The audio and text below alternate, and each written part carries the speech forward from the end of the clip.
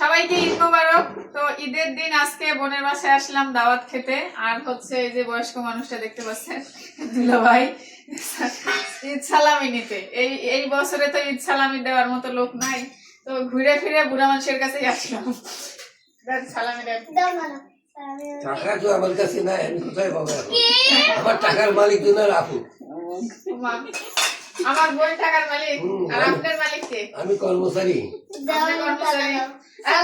কর্মচারী তো টাকা থাকে, বেতন ভাতা বোনাস পাই তো আলতি নিছে তো। বেতন ভাতা বোনাস সব নিছে।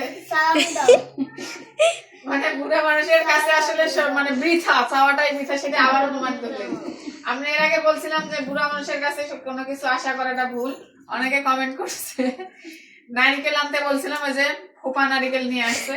আজকে সালামি নিতে আসছে তো বলতেছে আমার কাছে কিছুই নাই।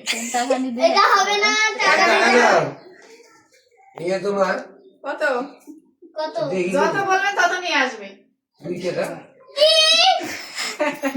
হবে 2 না, টাকা 500 টাকা বিড়ি যে খান, বিড়ি দেয় 2 টাকা। দেয় একটা বিড়ি 2 টাকা। আনসার বিড়ি। ওই সর্বনাশ, আনসার বিড়ি। তা মেয়ে মানুষ এখন যেটা বিড়ি খায় আপডেট, তারাও কিন্তু বেনসন ছাড়া খায় না। ওরে বাবা গো, তাহলে তো আমি বুড়া মানুষ 17 টাকা করে পাবো। আমার চেহারা মানুষটা তোরা বুড়া মানে দিয়ে মা নাও। কি বললে? 100 টাকা বক্স পুলিশ দিলাম তোমাকে, আর আমার সালামি 100 টাকা। 100 টাকা নাও। যাই হোক, বিতির কপাল তো পুড়ছে, তারপরও 100 টাকাই এখন বর্তমান প্রাপ্য।